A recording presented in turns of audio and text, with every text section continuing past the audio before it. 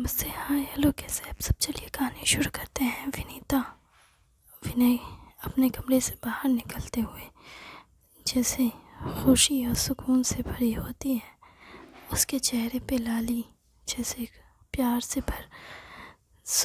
भरी हुई होती है। और उस प्यार से भरे हुए चेहरे को उसकी सास देख लेती है और वो बिना कुछ कहे मुस्कुराते हुए अपने काम पे रसोई में जाकर काम करने लगती है। उसे मुस्कुराता देख उसके पति कहते हैं, क्या बात है, आज तो तुम बहुत मुस्कुरा रही हो, क्या हो गया? कुछ नहीं, कुछ भी तो नहीं हुआ है, मैं बस काम कर रही हूँ। अच्छा, ऐसा कौन सा काम कर रही हो कि तुम्हारा चेहरा इतना दमक रहा है, जैसे हमारी पहली रात के बाद? चुप करो, किसी बातें कर रहे हो, बच्चे सुन लेंगे। अरे तुम्हारा चेहरा बता रहा है कि तुम बहुत खुश हो। बस ऐसे ही खुश हो, बताओ ना। देखो अभी रसोई में कोई नहीं है, बता सकती हो। तो आप रसोई में क्या कर रहे हैं? मैं तो अपनी चाय बनाने आया हूँ। तो चाय बना ली ना, तो चाहिए। उफ, बता नहीं सकती हो ना? नहीं, मैं आपको नहीं बता सकती। क्या तुम इतनी नाराज़ हो मुझसे? ऐसा कुछ नहीं है। तो कैसा है? कैसा भी नहीं है, बस ऐसा ही है कि मतलब क्या? चाय बना ली ना, चाहिए। और हाँ, अपने भाई के लिए भी चाय का प्याला लेते जाइए। या तो आप चाय बनाने आते हैं या तो आपका भाई चाय बनाने आता है, दोनों ही एक दूसरे को चाय का प्याला ज़रूर पिलाते हैं, चाहे अपनी बीवी को पिलाएं या ना पिलाएं। अरे तुमको पीना है तो बोलो। अच्छा, आपका भाई बोलता है क्या कि भैया मेरे लिए चाय बना दीजिए? कैसे याद से उसके लिए चाय बनाते हैं। हाँ, बना तो मैं देता हूँ, लेकिन उसने कभी ना नहीं बोला ना, इसलिए बना देता हूँ। मैं उसे दे देता हूँ, वो पी लेता है। वो बनाता है तो मैं भी पी लेता हूँ। हम दोनों कभी एक दूसरे को ना नहीं कहते। पर तुम्हारे साथ बात अलग है। तुम्हें कुछ देना हो तो तुमसे इजाज़त तो लेनी पड़ेगी ना। अच्छा, ऐसा लगता है कि मुझसे इजाज़त लेकर के बच्चे पैदा किए थे आपने। अरे ये कैसी बात कर रही हो? कैसी बात कर रही हो? क्या मुझे याद नहीं है क्या? उफ, तुम ना क्या, हाँ? विनय का जन्म क्या मुझे नहीं पता कैसे हुआ था? मुझसे इजाज़त ली थी ना। आपकी माँ ने कह दिया कि भाई जल्दी हमें अपने पोते का मुंह देखना है, हमें वक्त रहते पोते का मुंह दिखा दो, कहीं हम मर वर गए तो। पहले आपकी माँ ने आपकी शादी के लिए जल्दी मचाई, उसके बाद फिर बच्चे के लिए। और इस सब में मैं परेशान हुई। एक बार भी मेरे बारे में सोचा, मुझसे पूछा कि मुझे अभी बच्चा चाहिए कि नहीं चाहिए? पर नहीं, मुझसे इजाज़त ली थी। हाँ, इजाज़त, माय फुट। तुम अंग्रेजी बहुत सीख गई हो, हाँ? हाँ तो क्या आप ही को खाली अंग्रेजी आएगी, हमको नहीं आ सकती? क्यों नहीं, तुमको क्यों नहीं आएगी? आखिर तुम हमारी पत्नी हो, तुमको तो सब कुछ आएगा। हाँ हाँ, ऐसे बेफिजूल की बातें करना बंद कीजिए। अब सीधे बताइए, क्या चाहिए आपको? अरे हमको क्या चाहिए, हम तो यही जानना चाहते थे कि तुम्हारी होंठों पे इतनी हंसी किस बात की? हंसी हंसी की वजह जाननी है तो जाके अपने बेटे से मिल लीजिए, पता चल जाएगा। अच्छा, तो मुझे समझ आ गया। तो तुम ये सब देखने गई थी क्या? कैसी बातें कर रहे हो? बहू का चेहरा देखकर पता चल गया। अच्छा, इतना अच्छा नज़रिया है तुम्हारा। आपके से तो अच्छा ही है मेरी आंखें, खराब तो अब तक नहीं हुई है। अच्छा ठीक है ठीक है। और बेटे से मैं क्या बात करूं? यही कि कम से कम वो तो थोड़ी लिहाज कर ले, आप जैसा ना बने। मैंने क्या किया था? आपने क्या किया था? मैं बताऊं क्या आपने क्या किया था हमारी पहली रात को? अरे देखो, मैं उस वक्त क्या, हाँ, ना समझ थे, बेवकूफ़ थे। नहीं, ऐसा कुछ नहीं था। ऐसा कुछ नहीं था कि क्या मतलब? हाँ, आपने मुझसे पूछा तक नहीं था। देखो, मैंने मैं बस थोड़ा कंफ्यूज था। हाँ, एक बार भी मुझसे पूछा? हमारा बेटे तो कम से कम पहली रात को ऐसी नौटंकी नहीं कर रहा था। कम से कम वो आराम से सोने दिया हमारी बहू को, और फिर बाद में उसकी इजाज़त लेकर उससे के साथ वक्त गुजारा। आपके जैसा नहीं था। एक बात बताओ, तो क्या तुम इस सब से मुझसे बहुत नाराज़ हो? ऐसा नहीं है। फिर वो चले जाते हैं, उसके बाद वो सोचती है मैंने कुछ ज़्यादा बोल दिया क्या? लगता तो है मैंने कुछ ज़्यादा ही बोल दिया। फिर वो नाश्ता बना के परोस रही होती है, तब भी देखती है कि उनका मुंह बना हुआ है, तो वो सोचने में पड़ जाती है क्या मैंने कुछ ज़्यादा ही बोल दिया? लगता तो है मैंने कुछ ज़्यादा कर दिया। उसकी गुतनी उसे देखती है और कहती है, भाभी एक बात बताइए, जब मैं रसोई में आई तो भैया निकल रहे थे और उस वक्त आपका चेहरा थोड़ा उदास हो गया, और अभी भी आपका चेहरा उदास है। भैया भी थोड़े मायूस लग रहे थे। ऐसा क्या हुआ है? आप दोनों के बीच झगड़ा हो गया क्या?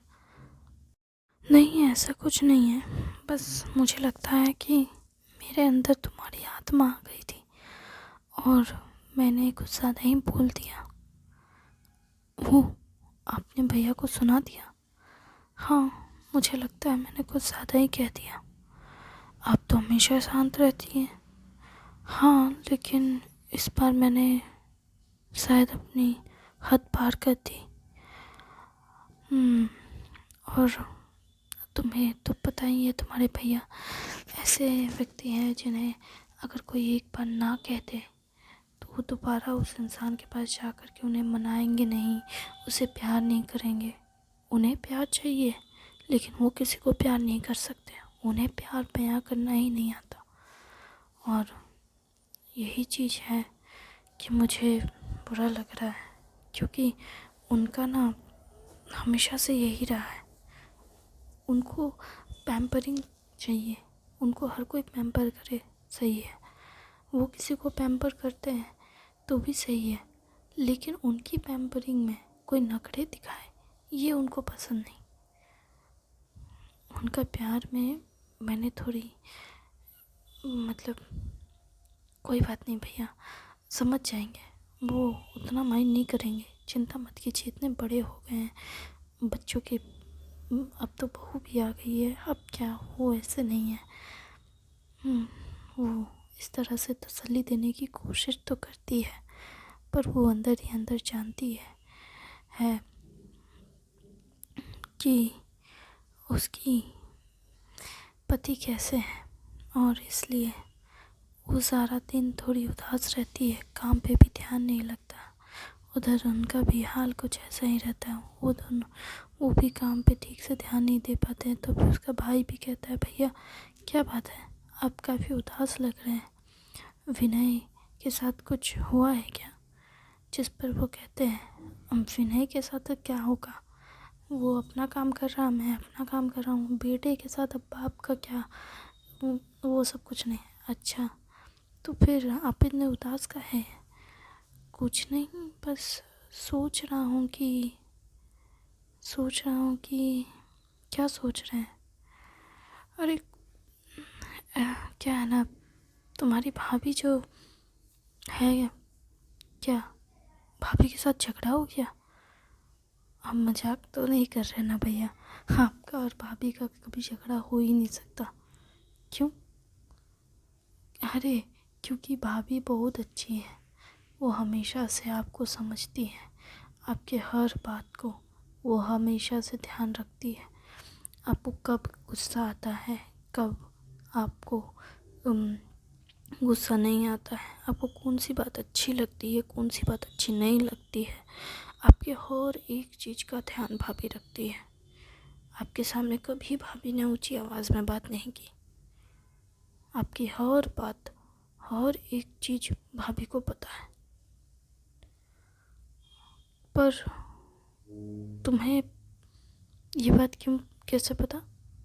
क्योंकि हम भाभी को अच्छे से जानते हैं ना, कि भाभी आपसे आपकी हर चीज़ का कितना ध्यान रखती है। जब से भाभी आई है तब से भाभी ने आपका और माँ का हमेशा से ऐसे ख्याल रखा है जैसे एक माँ अपने बच्चे का ख्याल रखती है। क्या सच में?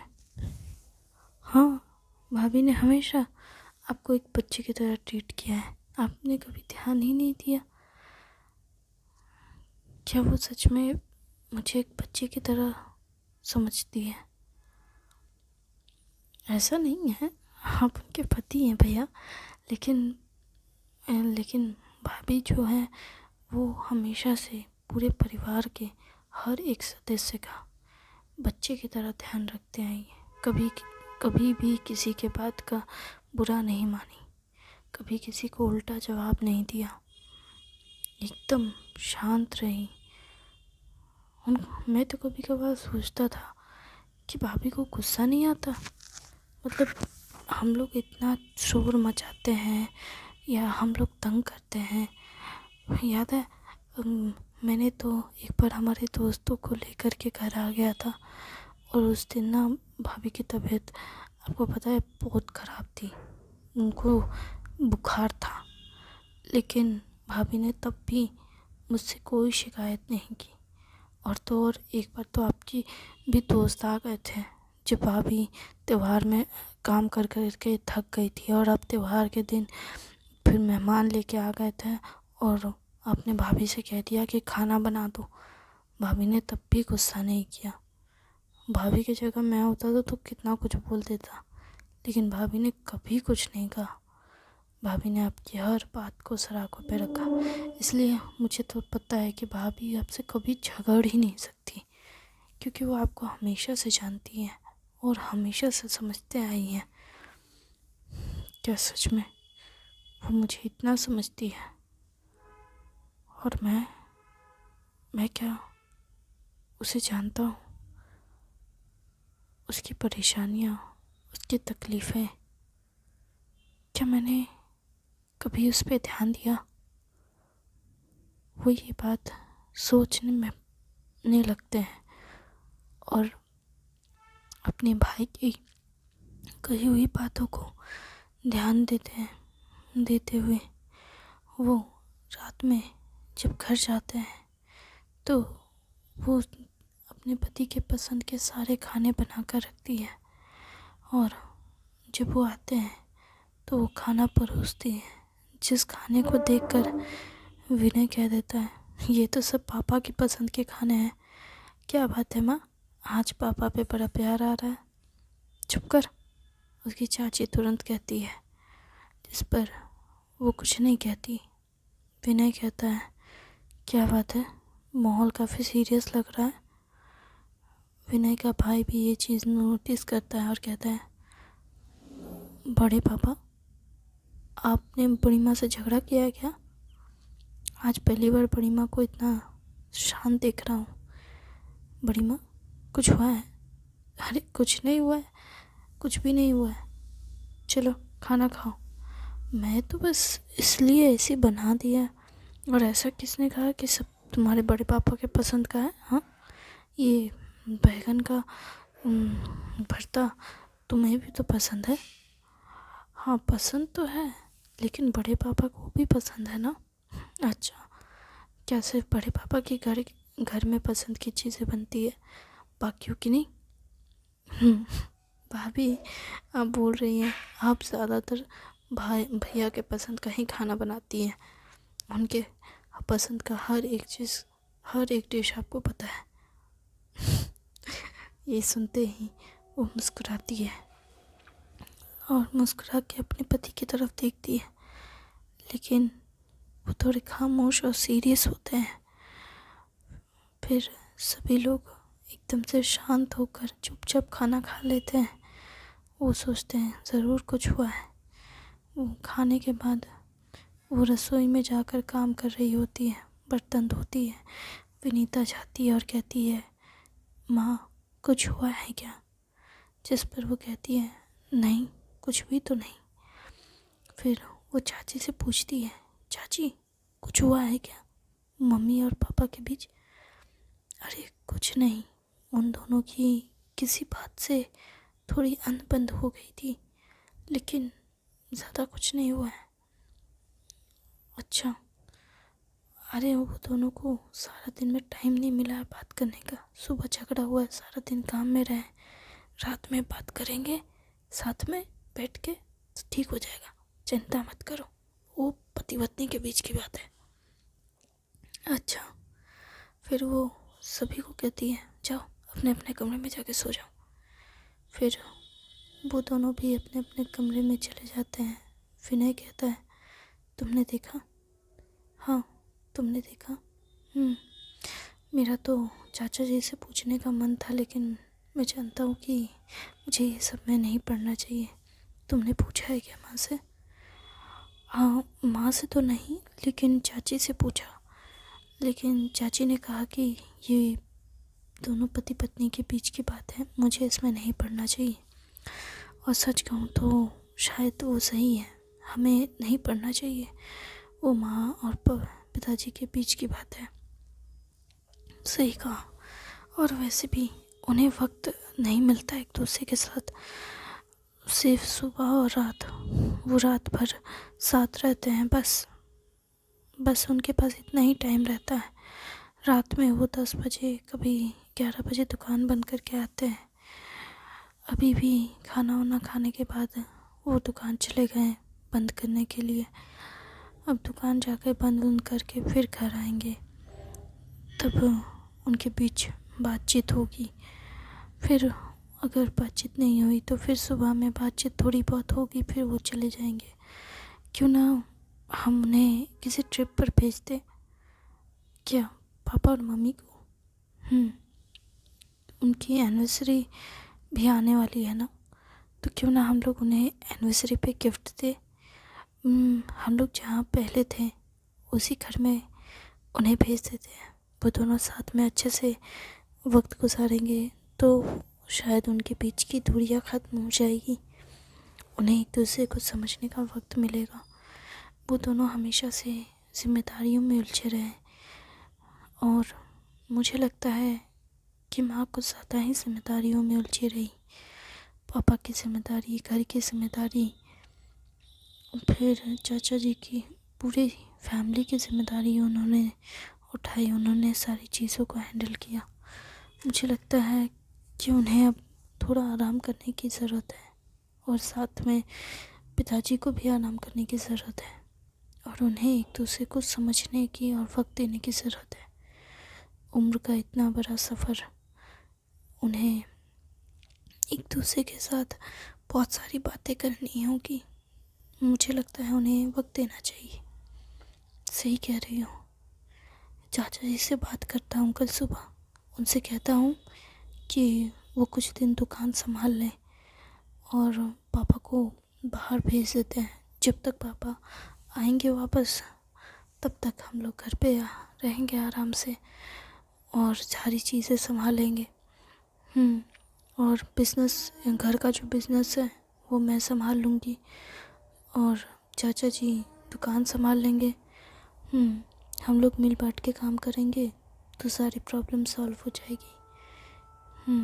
ये कहते हुए वो कहता है, तो क्या अब हम कंटिन्यू करें?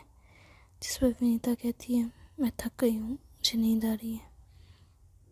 ठीक है। वो कहती है, तुम बड़ी जल्दी मान गए। हाँ, मेरी पत्नी की बात मानना तो ज़रूरी है ना। Thank you very much.